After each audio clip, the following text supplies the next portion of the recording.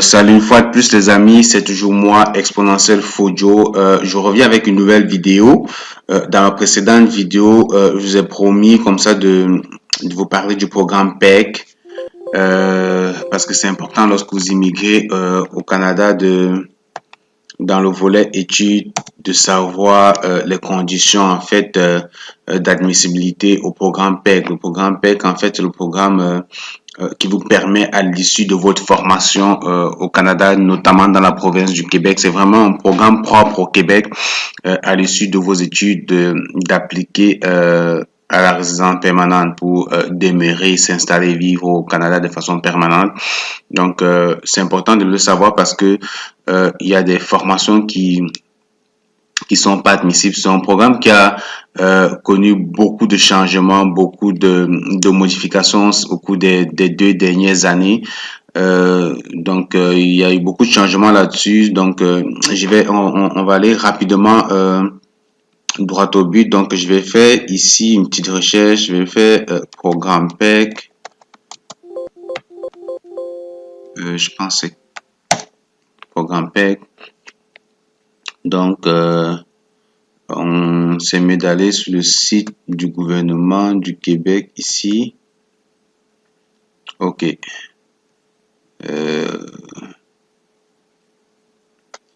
Donc, comme vous pouvez lire ici, on vous dit important.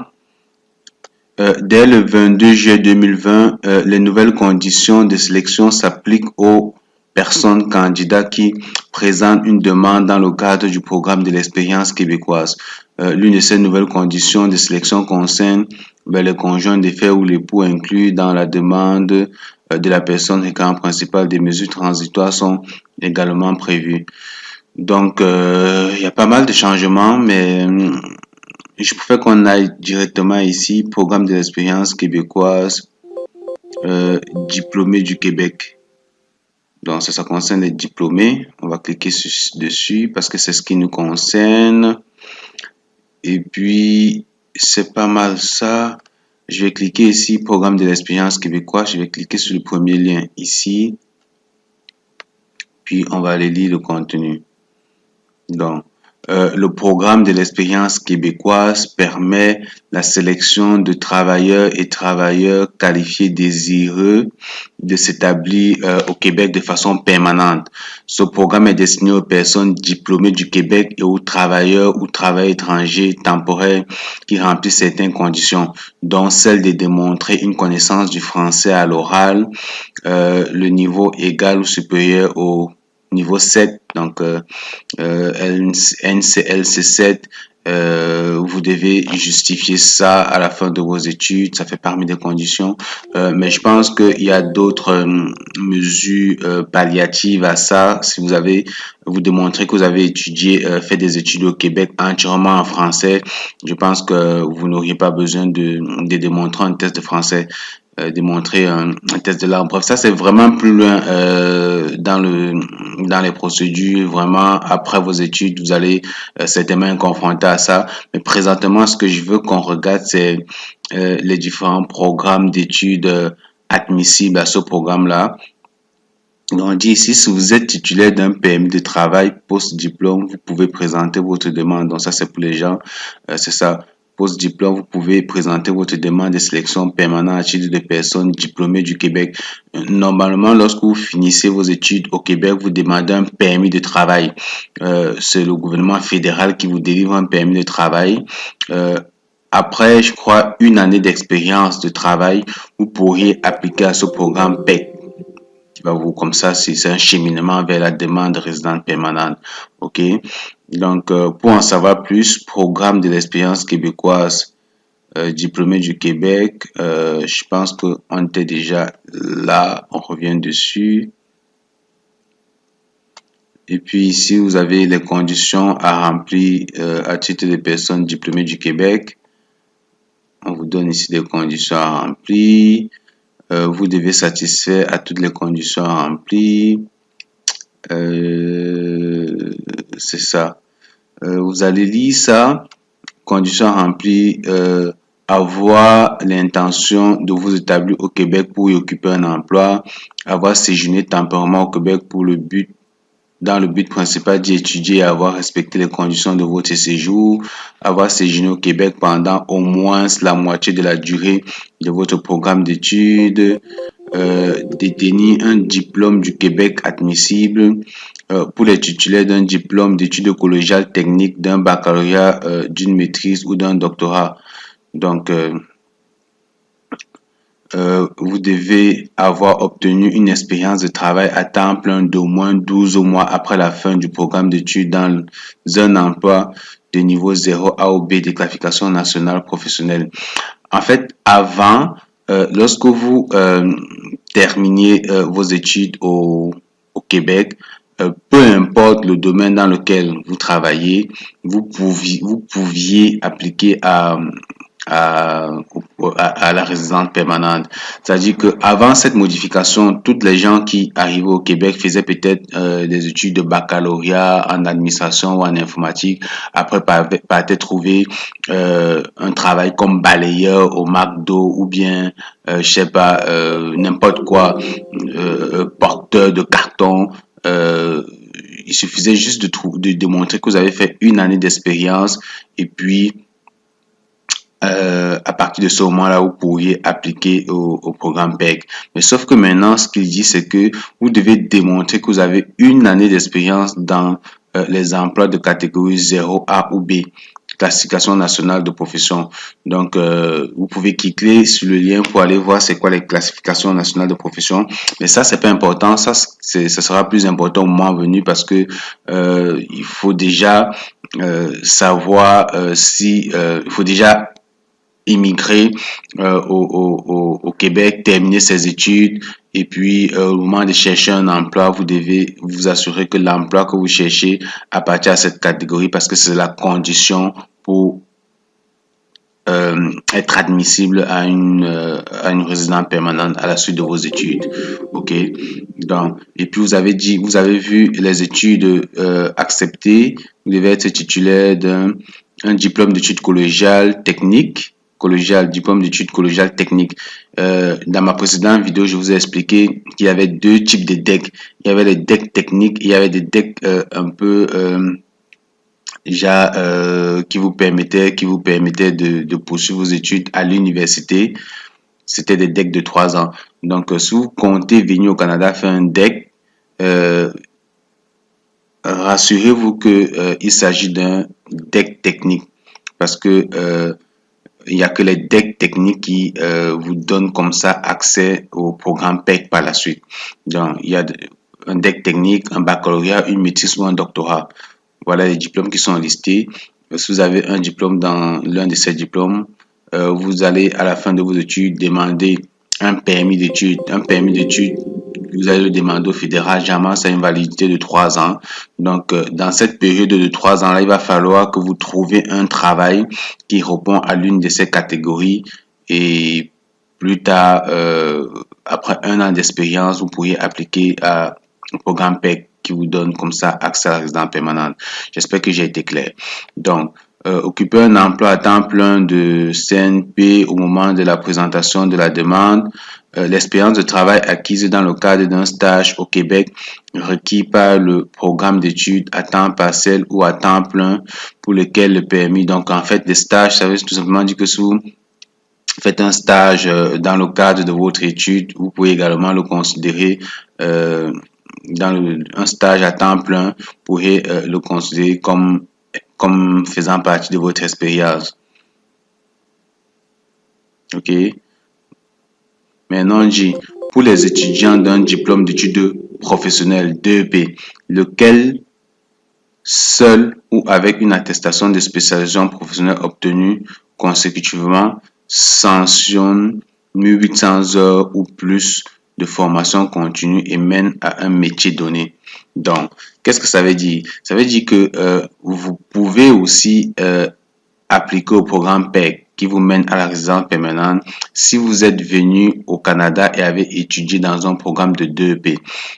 Si vous ne savez pas c'est quoi un DEP, vous pouvez aller regarder ma première vidéo consacrée au programme d'études au Canada, dans la province du Québec. J'ai parlé de 2EP. Le 2EP, je vous ai dit, c'est une formation professionnelle d'un an. C'est vraiment des formations métiers. Euh, si vous comptez immigrer au Canada dans le cadre d'une formation métier, euh, vérifiez que cette formation a une durée d'au moins 1800 heures.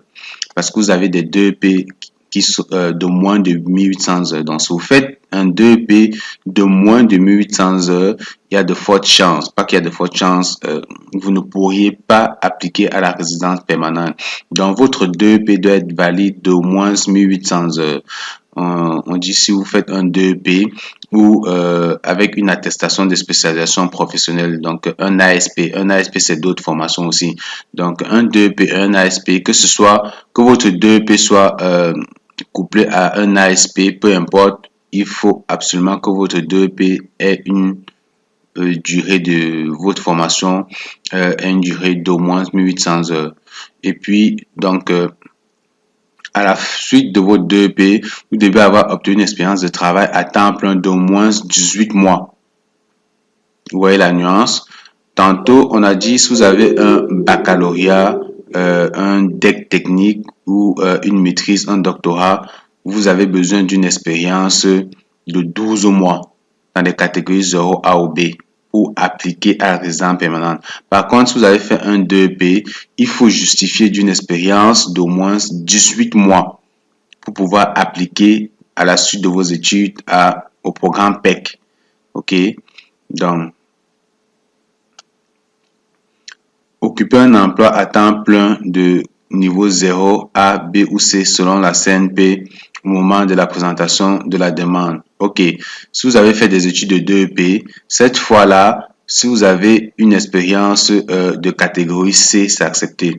Par contre, plus haut pour les diplômes vraiment universitaires, ça vous prenait 0 A ou B. Il n'y avait pas de C.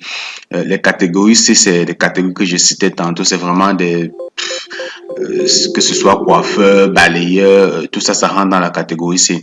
Donc, si vous avez terminé votre 2EP au Canada et que vous réussissez à trouver un emploi dans la catégorie C pendant une période de 18 mois, alors cette expérience-là peut vous conduire à une demande de résidence permanente ou d'appliquer au programme PEC pour les gens qui font un 2EP.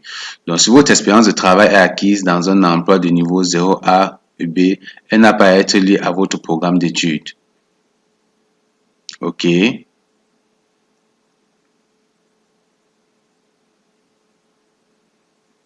Parfait.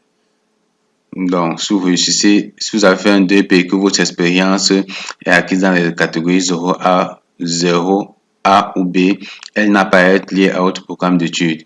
Si votre expérience de travail est acquise dans un emploi de niveau C, celle-ci doit être en lien avec le 2EP obtenu au Québec.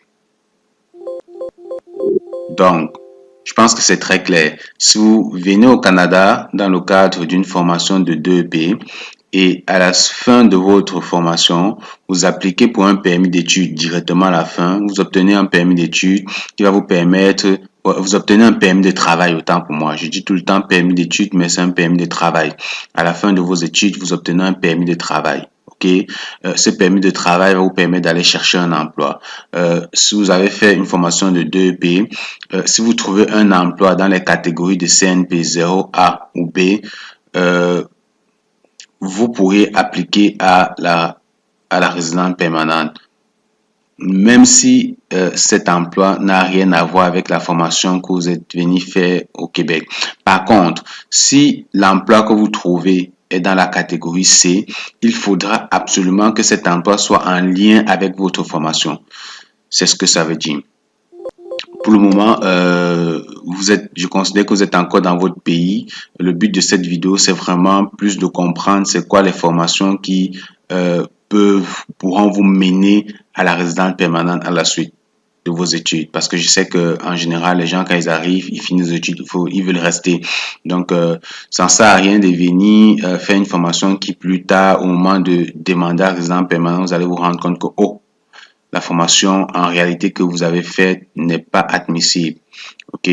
Donc, ensuite, on vous dit que vous devez également démontrer une connaissance du français. c'est ça, on a parlé de ça tantôt avec un niveau de 7 en français. S'engager à subvenir à vos besoins essentiels, le cas échéant de ceux de votre époux ou épouse ou conjoint de fait. Parce qu'en fait, lorsque vous finissez vos études, au moment d'appliquer au programme PEC, vous pourriez ajouter directement votre époux ou bien votre famille, si vous avez laissé votre famille au pays. Ok, ok, excusez. Donc, 18 ans détenir passeport obtenu. Donc, bref, je vais vous laisser lire la suite là. On va revenir au programme PEC en arrière. Puis, on va chercher un autre lien. Connaissance du français, moment de présenter.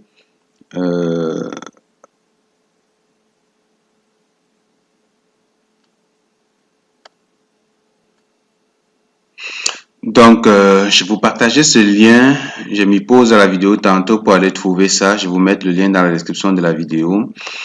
Modification apportée au programme de l'expérience québécoise. Donc, ça, c'est une annonce, une décision qui a été prise le 22 juillet.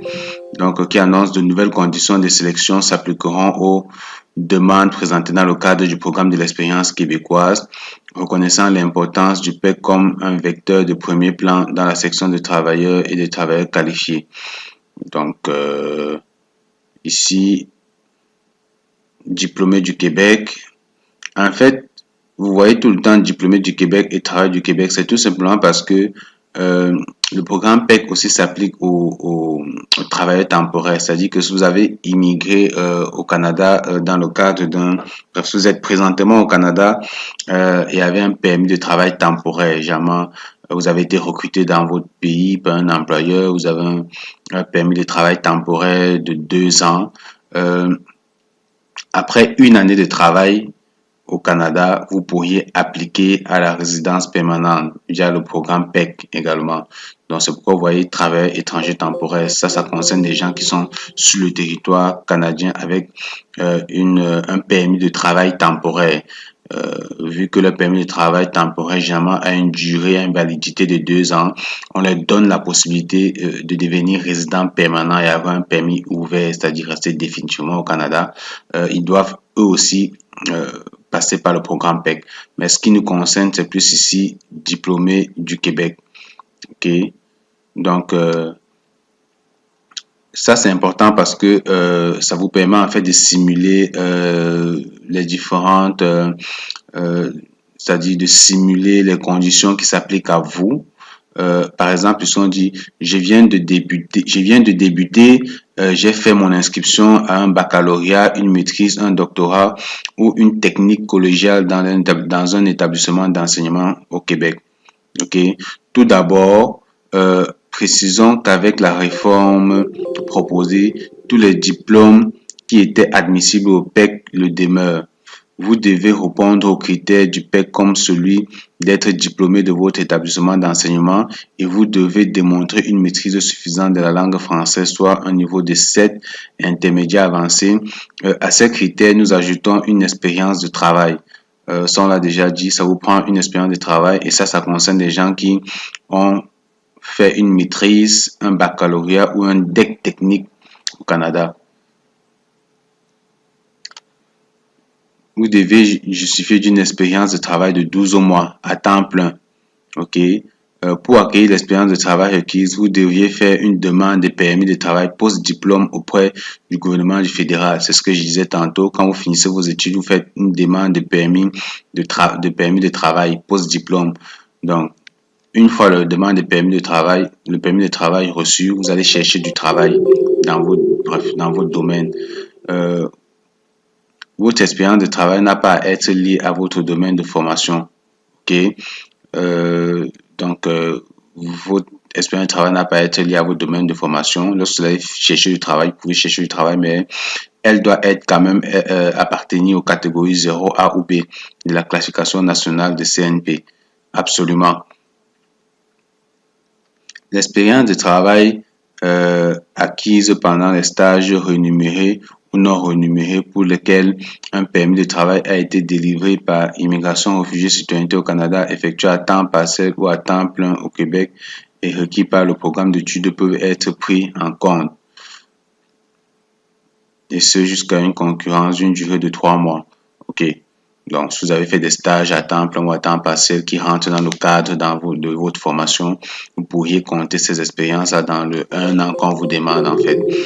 Maintenant, on dit, ceci s'applique à d'autres personnes. Je viens de débuter, j'ai fait mon inscription pour une formation d'études professionnelles 2EP de 1800 heures et plus dans un établissement. Donc, si vous avez fait un 2EP de 1800 heures, voilà les conditions pour appliquer au programme PEC. À la suite, après 18 mois, on l'a vu tantôt, ça vous prend 18 mois euh, d'expérience de travail. C'est ça ici. Vous devez avoir travaillé pendant 18 mois. Et puis, vous pourriez lire les différentes conditions. Euh, vous étudiez dans un programme de formation d'études professionnelles de moins de 1800 heures. Donc, si vous avez étudié dans un programme de formation d'études professionnelles de moins de 1800 heures, vous n'êtes pas admissible pour présenter une demande dans le cadre du PEC diplôme, ni par le PEC actuel, ni dans le PEC proposé. Ce critère ne change pas. Il demeure le même qu'auparavant. Donc, lorsque vous venez au Canada faire des 2EP, vérifiez que votre 2EP vraiment a une durée depuis 2800 heures. OK. Vous avez terminé vos études, mais attendez votre diplôme officiel pour présenter votre demande. Vous êtes sur le point de terminer votre programme d'études. Si vous avez obtenu votre diplôme ou l'obtiendrez d'ici le 31 décembre 2020, vous pourrez présenter une demande de sélection permanente qui sera traitée en fonction des conditions. Ok, ça veut tout simplement dire que les gens qui étaient déjà sur le territoire, la loi ne s'applique pas à vous. Donc, vous devez, elle est non rétroactive en fait. Vous devez considérer l'ancien loi.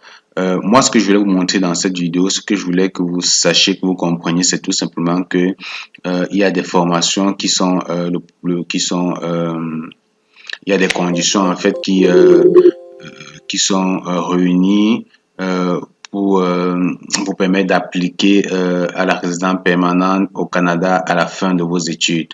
OK? Donc, c'est bon à savoir, ça vous permet de choisir le programme d'études parce que, en fin de compte, je sais que beaucoup de gens, lorsqu'ils terminent les études, ils veulent rester sur le Canada. Ça sert à rien d'être buté à la fin. Donc, je vous laisse regarder ça. Je vais mettre les liens dans la description de la vidéo, mais je pense que vous avez compris en fait l'utilité et le bien fondé de cette vidéo. On se reparle prochainement dans une nouvelle vidéo, les amis. Allez, à plus.